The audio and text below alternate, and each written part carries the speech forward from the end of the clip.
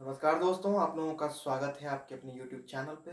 आज हम बात करने वाले हैं एक ऐसे व्यक्ति का दोस्तों जिन्होंने अपने मेहनत से सक्सेस की उस ऊंचाइयों को छुआ जहां तक पहुंचने के लिए दोस्तों बहुत सारे लोग जो है कोशिश करते हैं लेकिन पहुंच नहीं पाते हैं।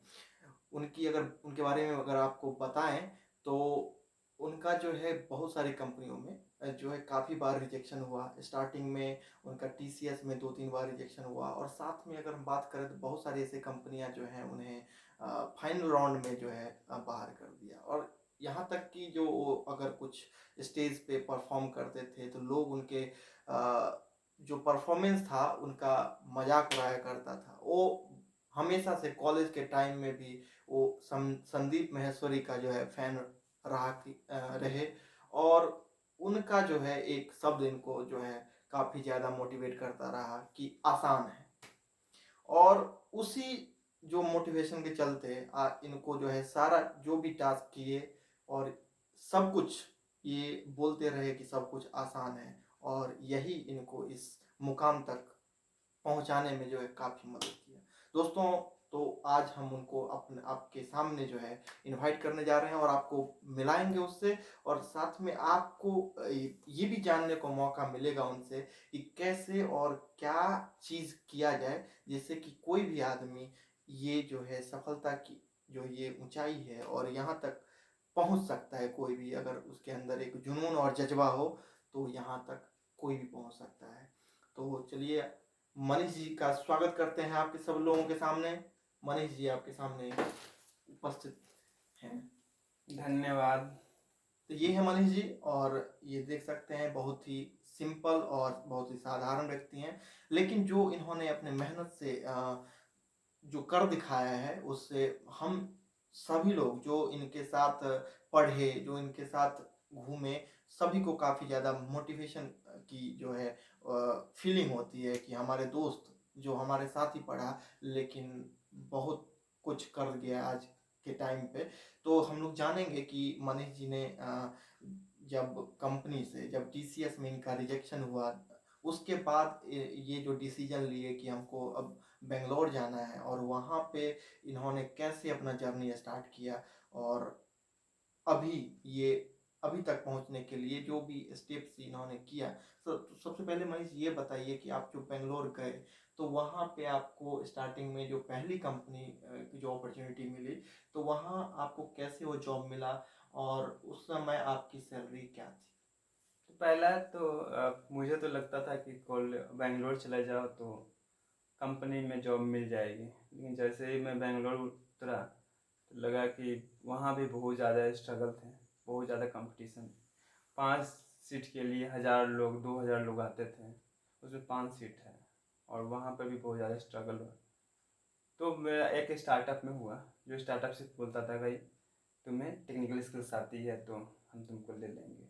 और मुझे ये था कि मैंने कॉलेज में बहुत पढ़ा था, टेक्निकल स्किल्स पे बहुत काम किया था, कोडिंग पे भी बहुत काम किया था। लेटेस्ट सी जो बुक है जिसमें सी को मुझे लग रहा था कि अब उस लेवल तक मैं पहुंच गया हूँ कि जो कुछ भी मैं पूछे तो मैं बता पाऊँगा, मतलब उस लेवल का जहाँ तक फ्रेशर के लेवल पे। टेक्निकल आपकी हाँ काफ़ी स्ट्रांग थी। स्ट्रांग हो चुकी थी। हाँ, तो उस बेसिस पे आपका उस कंपनी में जो है कंपनी सिलेक्शन हुआ। कितने लोगों का सिलेक्शन हुआ था मनीष जी, क्या कृपया बताएंगे आप? आपके साथ तो साथ वहाँ उसमें पे ऐसे तो 100 लोग के आसपास गए थे, ओके लेकिन 2 लोग का सिलेक्शन हुआ था ओके मेरे जिसमें साथ एक आप थे। में, मेरे एक हाँ, था। तो वहाँ पे कितना क्या आपको क्या तो उस समय रेमुनरेशन? सैलरी 5000 देता था पहले 3 मंथ तक।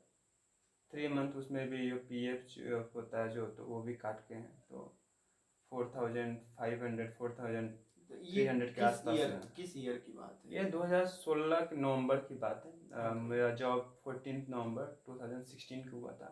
ओके। डीमोनेटाइजेशन जो मोनेटाइजेशन हुआ था, डिमोनेटाइजेशन के टाइम डीमोनेटाइजेशन पे से हाँ। उसके 4 या 5 दिन बाद या 10 नवंबर को डीमोनेटाइजेशन हुआ था। एग्जैक्ट तो डेट नहीं याद है, लेकिन 8 या 10 नवंबर two hmm thousand hmm sixteen को हम्म हुआ हम्म। था। तो उसके बाद जब हुआ, उसके बाद उन्होंने ये किया था, एग्रीमेंट में बताया था कि उसके बाद हम 10,000 देंगे, तो 10,000 दिया। लेकिन वही है कि 3 महीने तक आपको 5000 उसके बाद हाँ 10,000 देने हाँ का उन्होंने प्रोमिस किया था। हाँ, तो 10,000 में भी उसका पीएफ होता है। ओके, तो वहाँ पे आप कितने समय तक काम किए थे उस वहाँ कंपनी पे में? 1 साल 8 महीना काम किया। ओके, मतलब लगभग 2 साल मान लिया हाँ, जाए। लगभग तो 2 साल। 16 से 18 तक वहाँ पे आपने हाँ, काफी 18 समय। तक मैंने वहाँ तो पे काम उस किया। समय जैसे कि हम लोग जानते हैं कि जो बेंगलोर का लाइफ स्टाइल है, जो बेंगलोर का जो मेट्रोपॉलिटन सिटी कहा जाता है, तो वहाँ पे आपको क्या मतलब परेशानी हुई इस 5000 में जो अपना मैनेज करने में? कैसे आप मैनेज करते थे? बहुत कम सैलरी थी आपकी, उसमें कैसे मैनेज करते थे आप? ये बहुत टफ था उस समय। ऐसा था कि अब अगर 5000 मिल रहा है तो 4500 उसमें से पीएफ भी करते थे, तो ऐसे कट कट आके 4600 के आसपास मिलते थे।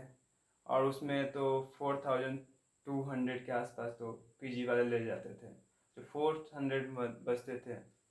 तो वही जो पॉकेट खर्चा है, जैसे कि साबुन हो गया, तेल हो गया, वो सब तो नेसेसिटी है, तो वो उसमें मैनेज करते थे।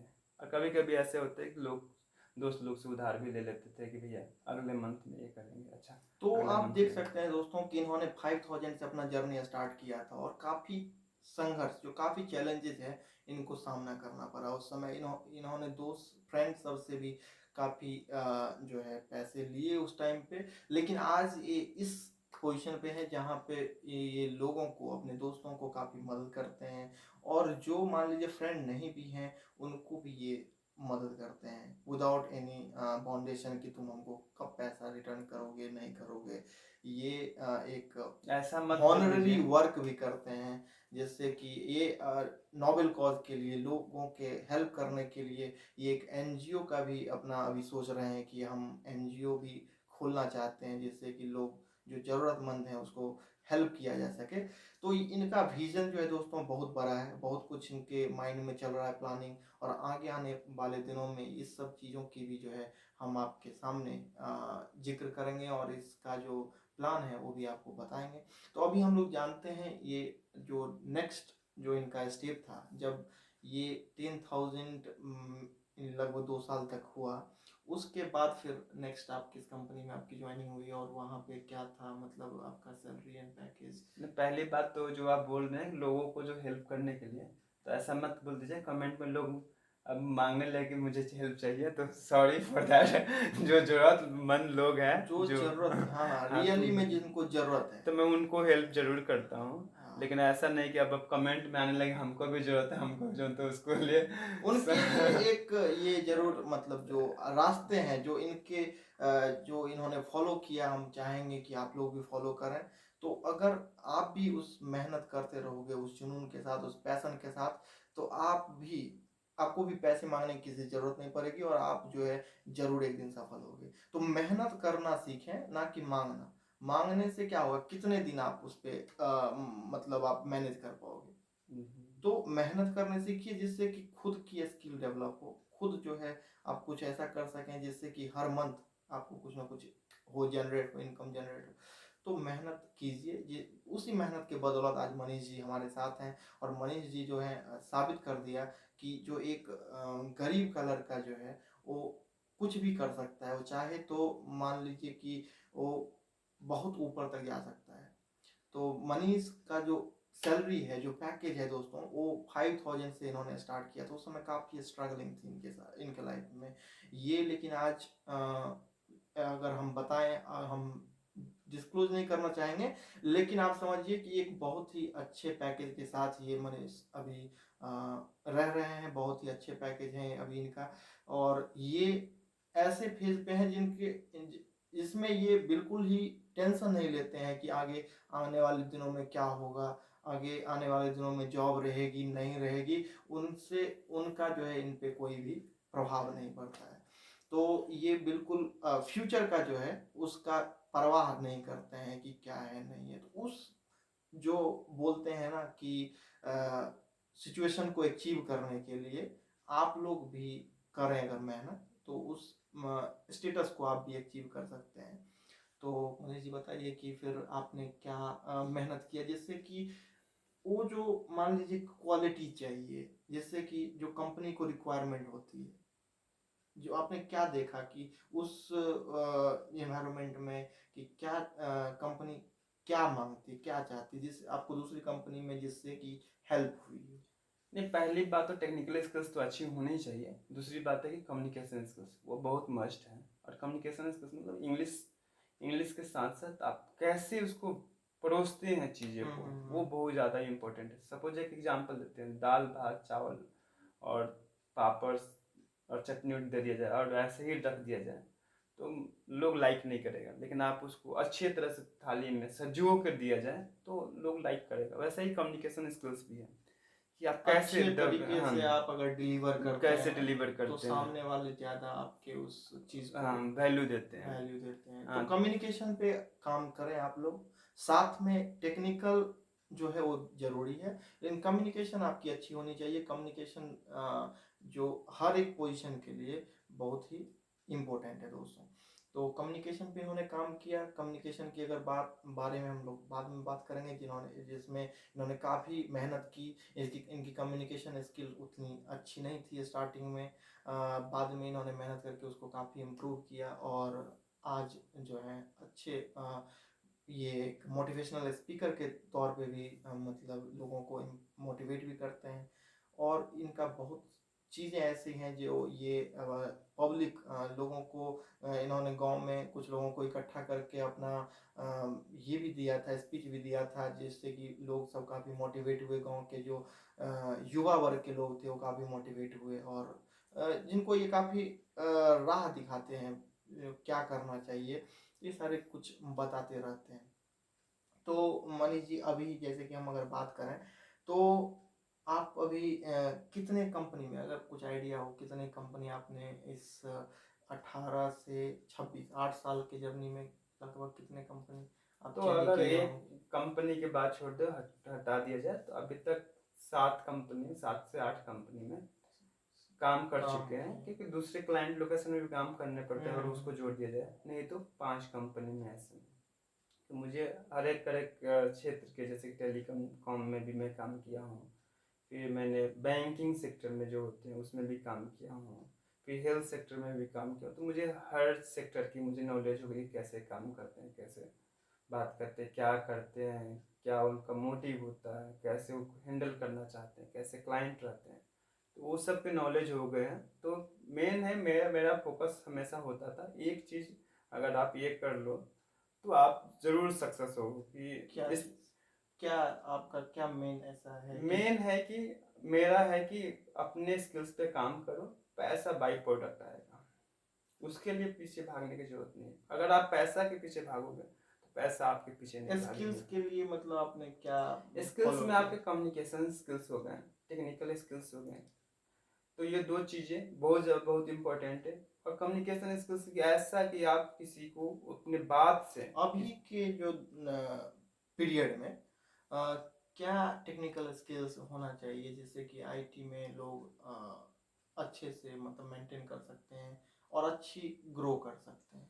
देखिए, अभी तो एआई आ गए हैं। एआई को भी आप हैंडल कैसे करोगे जब आप बेसिक आते हैं। जैसे मैं अभी देख रहा हूँ, फेस कर रहा हूँ चैलेंजेस की, कि न्यू बंदे भी, न्यू जो डेवलपर वो काम कर रहे हैं लेकिन अच्छे से कर नहीं पा रहे हैं। वो क्या, डेवलपर को जैसे आप एआई को कमांड देते हैं वैसे एग्जीक्यूट करता है। तो उसके लिए बेसिक जरूरी है। फिर उसके बाद जब काम हो जाता है क्लाइंट को परोसना पड़ता है कि भाई क्या किए हैं, कैसे किए हैं, कौन क्या। सी टेक्निकल स्किल आपको लगती है कि ज़्यादा अभी के टाइम पे मतलब महत्वपूर्ण है? जैसे अगर कुछ आप देखिए, लैंग्वेज के बारे में बताएं, हाँ, कुछ कोडिंग लैंग्वेज के बारे में बताएं। जो मेरी स्टार्टिंग लैंग्वेज थी, जब मैं पहले iOS डेवलपर था, उसके बाद अपॉर्चुनिटी मिला कि हमको वेब डेवलपर बनने का। तो उस समय बहुत ज़्यादा कन्फ्लिक्ट थे मेरे लाइफ में कि क्या करना चाहिए मुझे, iOS डेवलपमेंट ही में ही रहना चाहिए या वेब डेवलपमेंट में जाना चाहिए। ये दो अपॉर्चुनिटी मेरे साथ थी और प्रॉब्लम भी थी। मेरे दोस्त लोग बोल रहे कि iOS अच्छा है तो iOS में रहो, लेकिन मेरा मन कर रहा था वेब डेवलपमेंट में, क्योंकि वेब डेवलपमेंट में ना HTML CSS जावा स्क्रिप्ट सब, कोई भी आप फ्रेमवर्क का लाइब्रेरी यूज करिए, एंगुलर यूज करें, रिएक्ट यूज करें, व्यू करें, सब में आपको ये चाहिए ही HTML CSS जावा स्क्रिप्ट चाहिए। तो मुझे लगा कि अगर एक कंपनी, मेरा क्या थॉट था उस समय कि अगर एक कंपनी खोलती है तो वो मोबाइल पहले वर्जन नहीं बनाती है, पहले वेबसाइट चाहिए ही चाहिए। अगर वेबसाइट चाहिए तो डेवलपर चाहिए ही चाहिए, एटलीस्ट एक चाहिए लेकिन चाहिए ही। और जब वेब डेवलपमेंट होता है तो एक नहीं कम से कम 3-4 डेवलपर रहते ही हैं, उसके बाद बैकएंड भी रहते हैं। तो मेरा ये था थॉट, और मुझे इसमें काम करना था कि भैया कि वेब डेवलपमेंट में अच्छा पैसा है। जब जब ये मेरे दिमाग में आया तो लगा कि भैया स्किल्स पे काम करना चाहिए, तो मैंने स्किल्स पे बहुत काम किया और मैंने पैसा के पीछे कभी नहीं भागा। तो आप लोगों ने समझ लिया होगा, जो इस फील्ड से हैं उनको अच्छे से समझ में आई होगी। मैं एक्चुअली इन टेक्निकल चीज़ों से उतना ज़्यादा मेरा वास्ता नहीं है, तो मुझे समझ में थोड़ा कम आया है। आप लोगों को समझ में आ गई होगी कि कौन सी टेक्निकल, कौन सी स्किल पे आप लोगों को फोकस करना है।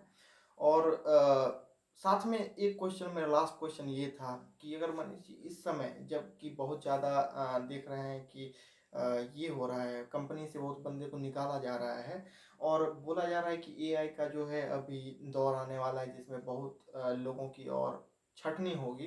तो ऐसे सिचुएशन में लोगों को कंपनी में सरवाइव करने के लिए, लोगों को कंपनी से ना निकाला जाए, उसके लिए उनके अंदर क्या क्वालिटीज जो आप देखना चाहते हैं, क्या क्वालिटीज होना चाहिए जिससे कि वो अपने जॉब को सिक्योर मतलब समझ सकें और उनका जॉब जो सिक्योर रहे। देखिए एक ही है स्किल्स है, लीडरशिप स्किल्स। ओके। वो चाहे वो अगर 1000 साल पहले बात किया जाए तो, चाहे 1000 साल बाद बात किया जाए तो, एक ही स्किल्स है जो मतलब हमेशा कांस्टेंट रहेगी।